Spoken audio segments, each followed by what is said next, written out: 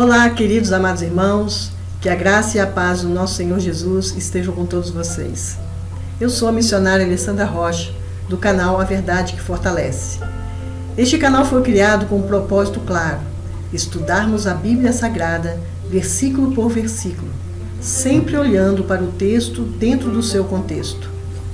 Nossa finalidade é alcançarmos o maior entendimento da vontade de Deus para as nossas vidas e, assim, edificar e fortalecer a nossa fé. Nós estamos na 6ª aula da primeira epístola aos Tessalonicenses. O título que criamos para a mensagem central dessa carta é: Na certeza da segunda vinda de Cristo, busquemos viver uma vida em santidade. Hoje estamos iniciando a unidade 3, expressão de alegria ao crescimento em Cristo. Vamos abordar as verdades da firmeza da fé em meio às tribulações.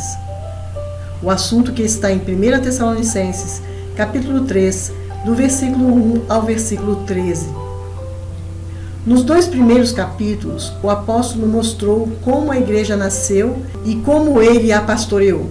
Agora Paulo começa a revelar o processo de amadurecimento da igreja, ou seja, como a igreja deve se manter firme em sua posição, mesmo no meio das dificuldades. A firmeza da fé é um grande foco de todo o capítulo 3.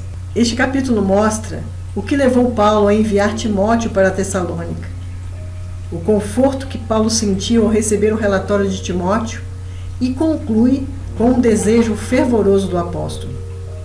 Paulo foi muito criticado por sua aparente falta de interesse, por não ter visitado a igreja novamente. Neste capítulo, ele rebate seus críticos e demonstra seu profundo amor por aquela comunidade.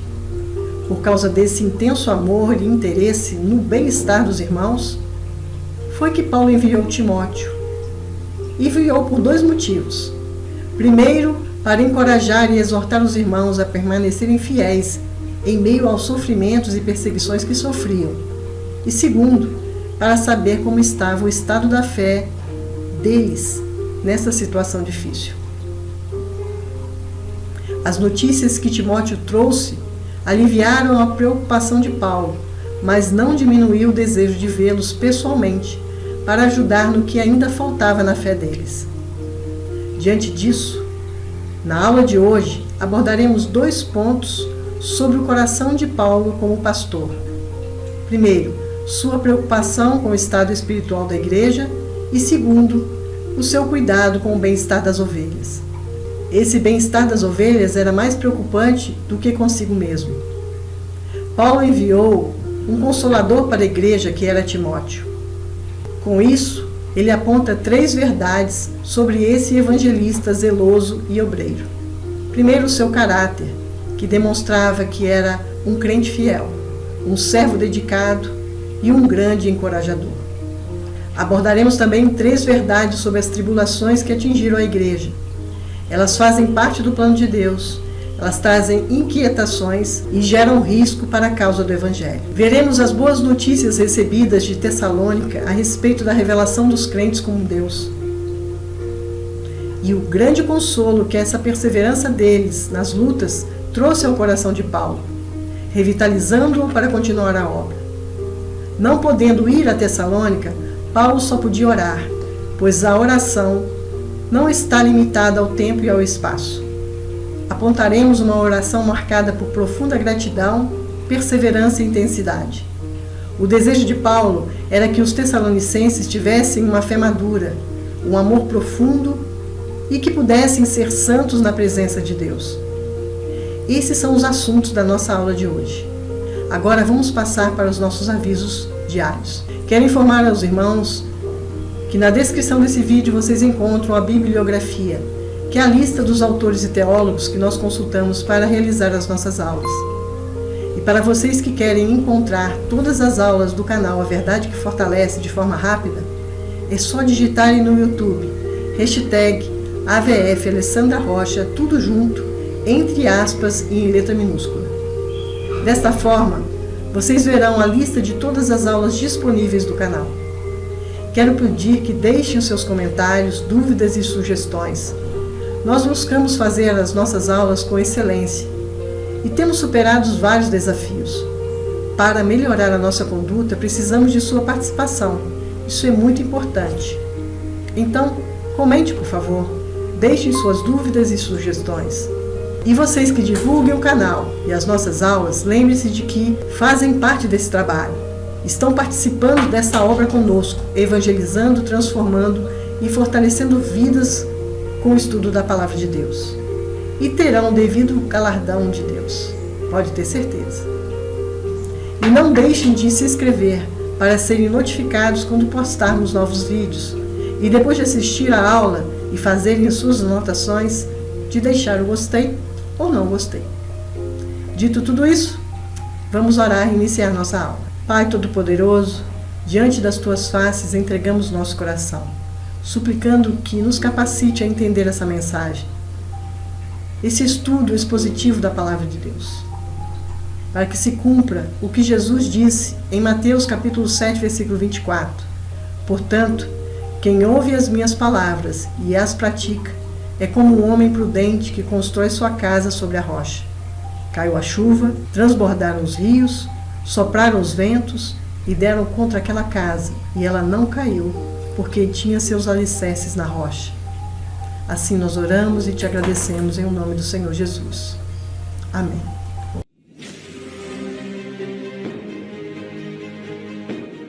Verdades da firmeza da fé em meio às tribulações.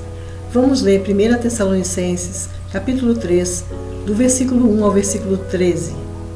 Por isso, não podendo esperar mais, achamos por bem ficar sozinhos em Atenas e enviar ao nosso irmão Timóteo, ministro de Deus no Evangelho de Cristo, para fortalecer e animá-los na fé, a fim de que ninguém se inquiete com essas tribulações, porque vocês mesmos sabem que fomos designados para isso. Pois quando ainda estávamos com vocês, predissemos que íamos passar por aflições, o que de fato aconteceu e é de conhecimento de vocês. Foi por isso que, já não me sendo possível continuar esperando, mandei perguntar a respeito da fé que vocês têm, temendo que vocês fossem provados pelo tentador e o nosso trabalho se tornasse inútil. Agora, porém, com o regresso de Timóteo, vindo do meio de vocês, trazendo-nos boas notícias a respeito da fé e do amor que vocês têm, e ainda de que sempre guardam grata lembrança de nós, desejando muito nos ver, como aliás, também nós temos vontade de ver vocês. Sim, irmãos. Por isso, ficamos animados a respeito de vocês, pela fé que vocês têm, apesar de toda a nossa necessidade e tribulação. Porque agora vivemos se vocês estão firmes no Senhor.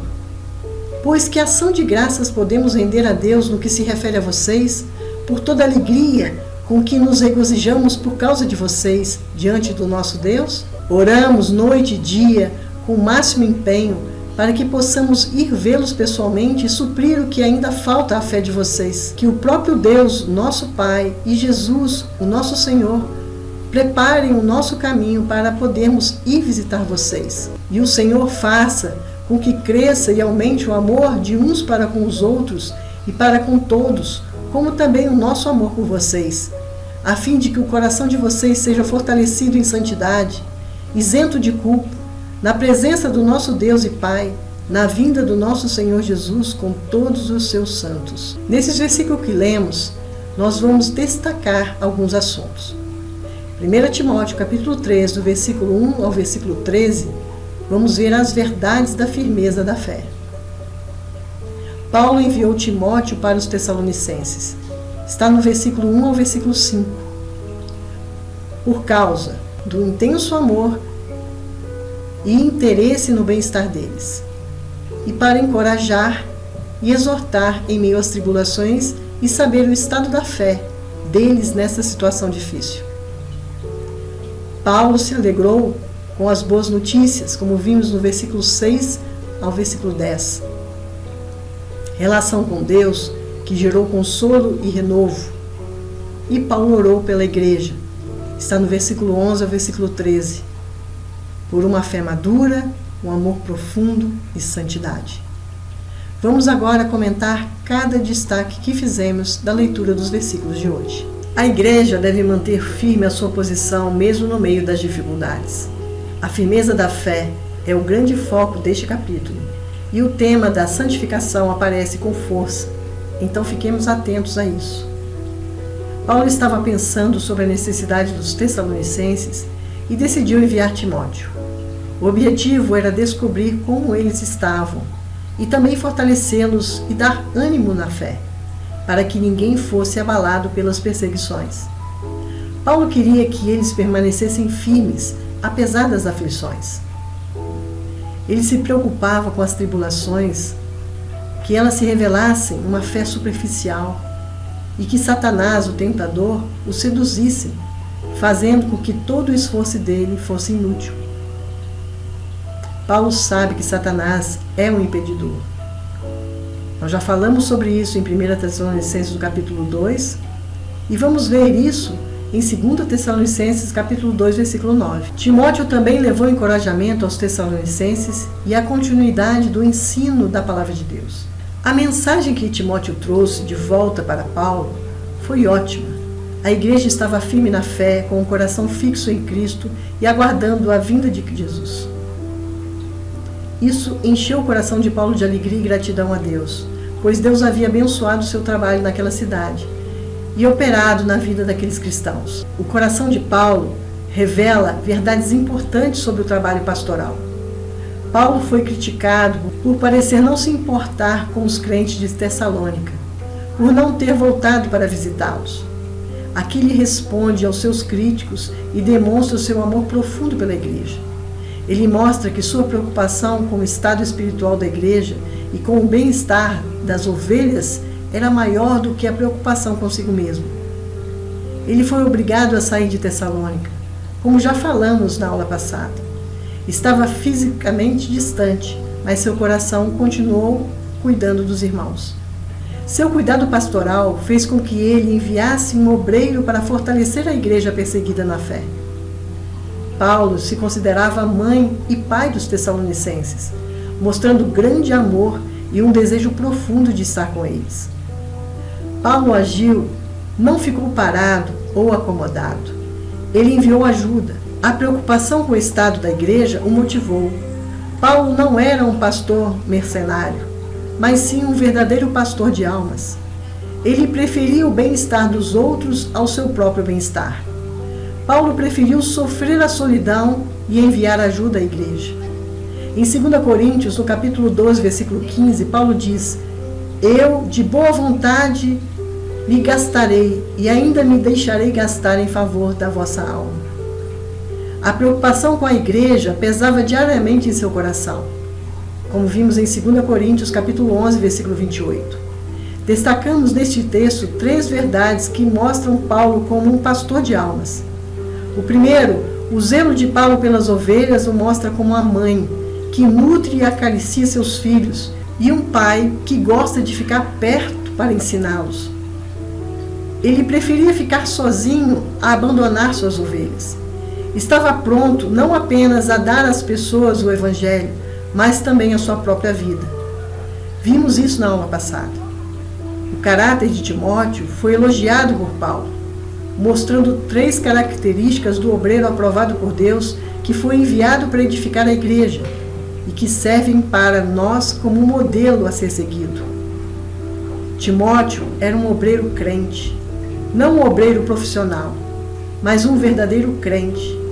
Ele era um companheiro que pertencia à família de Deus e era fiel ao Senhor Jesus.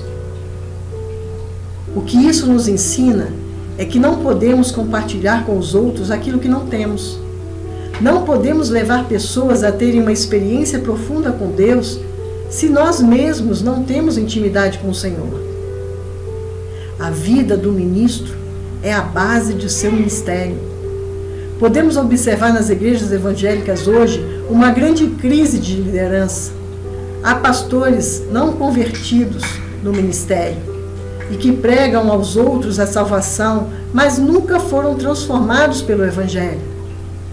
Estão doentes emocionalmente e precisam ser cuidados, mas estão cuidando de outros.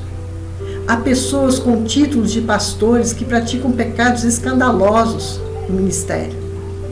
São preguiçosos, apáticos e avarentos, que não se deixam transformar pela palavra de Deus. Timóteo era um obreiro, servo. Ele era servo, crente. Tinha um caráter aprovado, como vimos em Filipenses capítulo 2, versículo 20 a 22. O ministério de Timóteo não era uma exaltação pessoal, mas um instrumento para servir o povo de Deus, para dar algo, não para receber. Timóteo estava a serviço de Deus e dos irmãos. Timóteo era um obreiro encorajador. A atitude de Timóteo não era apontar erros como uma vara de disciplina na mão. Em vez disso, ele tinha um cajado de pastor. Ele inspecionava a igreja para prestar a ajuda necessária, com o objetivo de ensinar, fortalecer e encorajar a ponto de dar a sua vida pelas ovelhas. Observamos que Paulo aborda nesses 3 versículos, do versículo 3 ao versículo 5, as tribulações da igreja, apontando verdades importantes. As tribulações fazem parte da agenda de Deus. Temos que esperar por isso, sofrer por amor a Cristo, como diz em Filipenses no capítulo 1, versículo 29.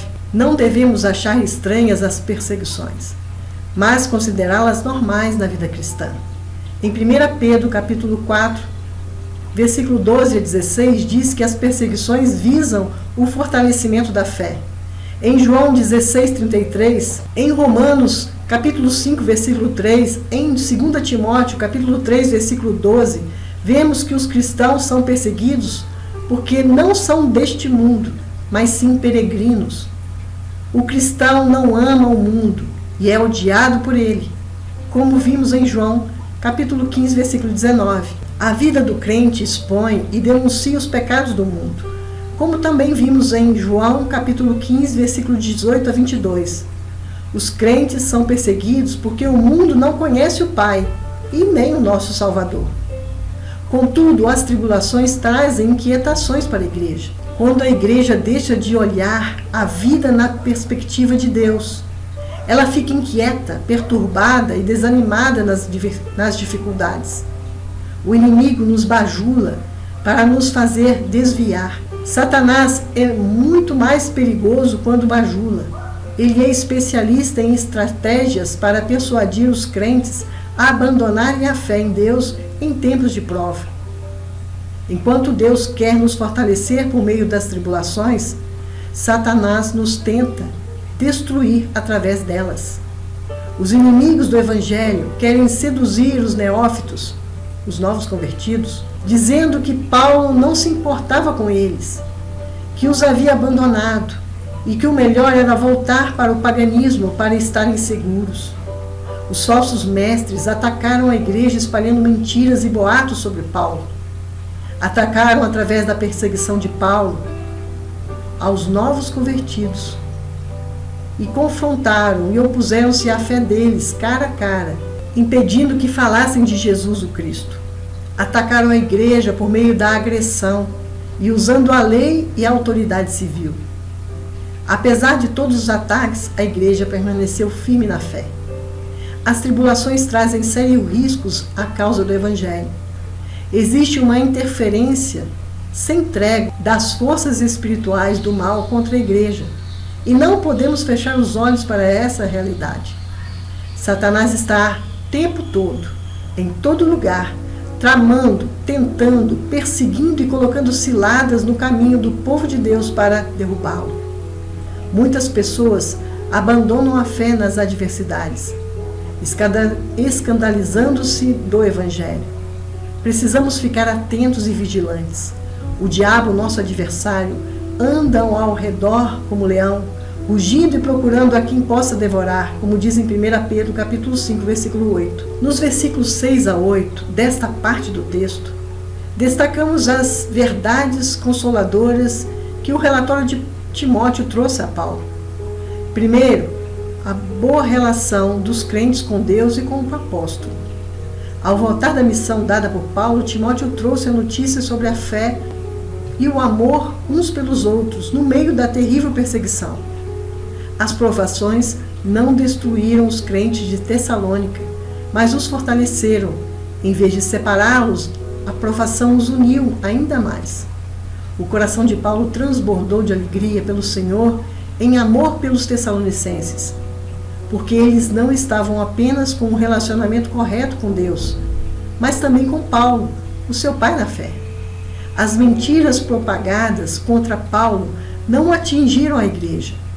Eles guardavam gratidão por Paulo e pelo evangelho que ele pregou. Paulo era um homem com um coração sensível, de mente brilhante, que valorizava os sentimentos e os relacionamentos como filhos na fé. Segundo, as notícias consolaram a Paulo em meio às suas lutas. Paulo era um homem sensível e precisava ser encorajado, como todo cristão. Os líderes sofrem todo tipo de ataques externos e privações, mas se forem consolados e encorajados pela igreja, enfrentam com coragem qualquer situação. E o terceiro ponto são as boas notícias que revitalizaram o coração de Paulo a continuar a obra. O coração de Paulo queimava de amor por Jesus e pelos tessalonicenses. A firmeza da fé que os novos convertidos demonstraram em meio à perseguição trouxe um alento para o coração de Paulo. Relacionamentos são importantes. Para Paulo era como o ar que respirava, dando novo fôlego para prosseguir seu trabalho evangelístico. Sabe, queridos, o que desgasta o obreiro não são as intrigas externas, mas as intrigas internas. As adversidades não tiram a alegria e o entusiasmo de prosseguir com a missão. O obreiro precisa ver a igreja caminhando firme em amor e firme na fé, para que o fruto de seu trabalho evangelístico o encorajem a prosseguir. Paulo não podia ir aos Tessalonicenses, como já falamos, mas a sua oração não estava limitada ao tempo e ao espaço. Por isso, de joelhos, ele orava por eles ao Deus Pai, Criador de todas as coisas. Sua intimidade com Deus Pai e com Jesus dava a Paulo uma visão da majestade divina transcendente, e ele desejava que eles abrissem as portas dos céus para dar oportunidade de vê-los novamente, e que abrisse os seus olhos espirituais para adquirir uma fé madura, um amor profundo e um grau de santidade cada vez maior na presença de Deus. Paulo fez uma oração marcada por profunda gratidão, perseverança e intensidade. A oração de Paulo abrangia problemas comuns da vida diária.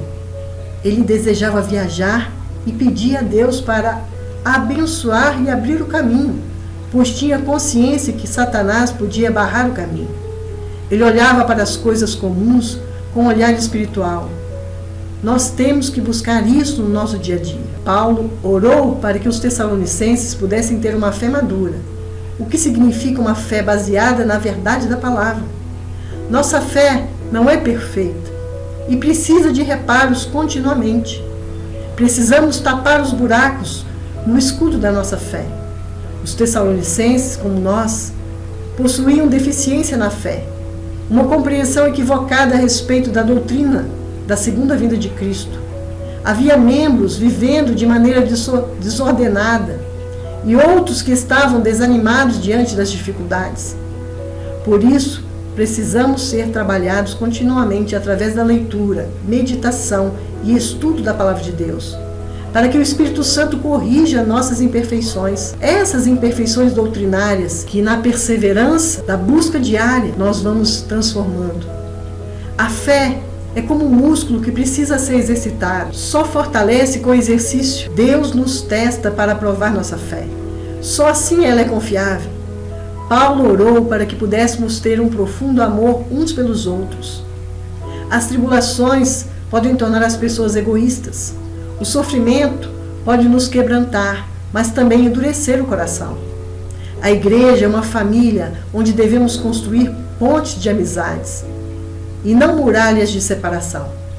Deve ser uma comunidade de amor. Aquele que diz o que ama a Deus, mas não demonstra amor pelos seus irmãos, nunca viu a Deus.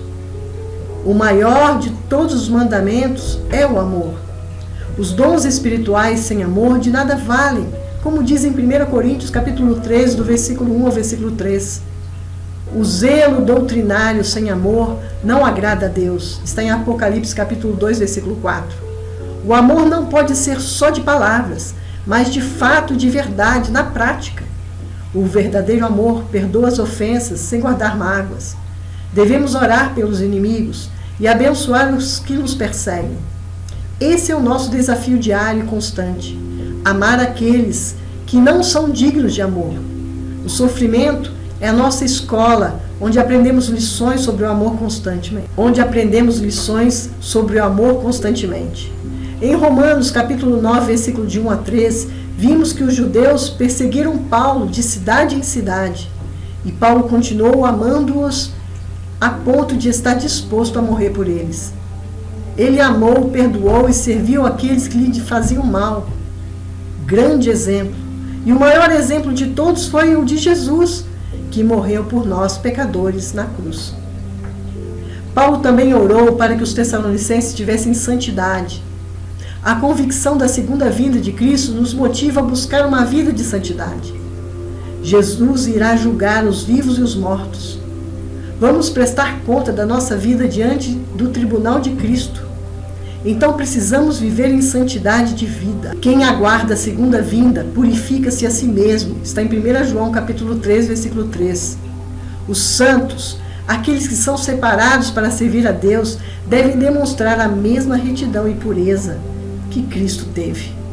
Santidade é uma vida vivida diante das faces de Deus. Santidade não é medida por gestos, ritos ou cerimônias externas, mas é medida por uma vida sem culpa na presença de Deus, que tudo vê, tudo sonda e tudo conhece. Deus procura sinceridade, verdade no íntimo. Aqueles que gostam de observar os pecados dos irmãos, normalmente escondem os seus próprios pecados. Lembre-se, só reconhecemos o pecado porque o conhecemos, de ter já vivido ou ainda está vivendo. A segunda vida de Cristo nos revela o que de melhor está por vir. Falamos com muita autoridade que a história é cíclica, que a história é marcada pela reedição de acontecimentos passados. Os momentos históricos se repetem, mesmo que não sejam exatamente iguais, e havendo progresso. Mas para os cristãos não é assim. Não é assim que as coisas acontecem. Não deve ser essa visão global holística. A história para o cristão é conduzida por Deus para a vitória triunfante de Cristo e da Igreja. Jesus vai voltar fisicamente, visivelmente, poderosamente e gloriosamente. Aqueles que morreram em Cristo vão morar com Ele, como está em 2 Coríntios, capítulo 5, versículo 8. Em Filipenses, capítulo 1, versículo 23, diz que os cristãos voltarão com Ele em glória. Aqueles que, através dos tempos, viveram a vida de separação cristã do mundo e de devoção e serviço, de modo que pelo poder do Espírito Santo se tornaram santos, em experiência e posicionamento, entrarão no reino de Deus. A condição espiritual gera peso no seu coração, a ponto de fazer sacrifícios para ajudar o seu próximo. Sendo assim, eu lhes pergunto, nós temos dedicado intercessão para a igreja? Estamos nos preparando para a segunda vinda de Cristo? A única maneira de nos preparar para encontrarmos com Deus é se vivermos diariamente na presença de Deus, diante das tuas faces. Reflitam com sinceridade sobre esse assunto. Assim, amados, nós terminamos os nossos comentários dos versículos em destaque na aula de hoje. Vamos às nossas considerações finais. Paulo não seria fiel à sua vocação pastoral, nem à preocupação paternal, se não aproveitasse cada oportunidade para dar instrução espiritual. Para cumprir a lei do amor, Paulo tinha de dizer coisas indispensáveis. A igreja deve se manter firme em sua posição em meio às tribulações. Paulo estava dizendo que se estivermos permitindo que o Espírito Santo governe soberanamente o nosso coração e a nossa vida, deve haver evidências do amor e da compaixão do Espírito em relação ao nosso irmão em Cristo, bem como em relação àqueles que ainda não conhecem o Senhor Jesus. O desafio dessa passagem é permitir que o Espírito transforme o nosso coração, fonte dos pensamentos, sentimentos e vontade, tornando-nos mais sensíveis para que não sigamos os padrões do mundo, indiferente e indolente, negligente quanto às necessidades espirituais dos outros. Oração por crescimento. Paulo ora, pede a Deus que faça o amor deles transbordar e crescer, fortalecendo seus corações para serem irrepreensíveis em santidade, sem culpa, até a vinda de Jesus Cristo com todos os santos. Santidade prática é a preparação para a volta de Cristo, honrando a Deus que habita neles. Em suma, o trecho mostra o cuidado de Paulo, a resistência dos tessalonicenses e a esperança final na santificação e na volta gloriosa de Cristo, tudo sustentado pelo amor e pela oração. Devemos orar pela salvação daquele vizinho, companheiro de trabalho. Em nossas igrejas, preocupar-nos com os desviados e com aqueles que demonstram indiferença em servir o Senhor como deveriam. Aprendemos que o segredo é a oração. Orar é a nossa responsabilidade. Assim, desfrutaremos da mesma alegria que Paulo experimentou ao ver a oração respondida. Encerramos a nossa aula com a oração final. Senhor Deus e Pai, agradecemos profundamente pela Tua palavra, que é a verdade que nos fortalece e nos guia em meio a um mundo de desafios e tentações. Pedimos, Pai, que o nosso coração esteja sempre preparado e disposto a acolher a Tua palavra, não apenas como uma teoria, mas como a verdade que molda a nossa fé e a nossa conduta de vida diária. Capacita-nos a praticar o que aprendemos, para que o nosso caráter seja transformado pela Tua verdade, e a nossa responsabilidade de viver em obediência seja feita. Ajuda-nos, Senhor, a manter a nossa fé firme em meio às tribulações, lembrando que elas fazem parte do Teu plano para nos fortalecer. Livra-nos de sermos abalados ou desanimados pelas perseguições e que não fiquemos inibidos pelo tentador, mas que permaneçamos firmes, com os olhos fixos em Cristo e na esperança da Sua vinda. Suplicamos que Tu nos dê uma fé madura, que não seja superficial, mas alicerçada na verdade da Tua palavra. Que a nossa fé seja exercitada e testada, para que se torne confiável e forte. Derrama sobre nós o Teu amor, para que possamos ter um profundo amor uns pelos outros. Que a igreja seja uma comunidade onde construímos pontes de amizades e não muros de separação.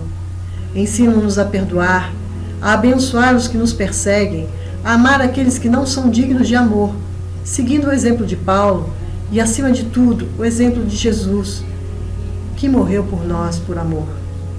E, finalmente, Pai, oramos para que vivamos em santidade, que a convicção da volta de Jesus nos motive a buscar uma vida santa, pois compareceremos diante do tribunal de Cristo para prestar contas.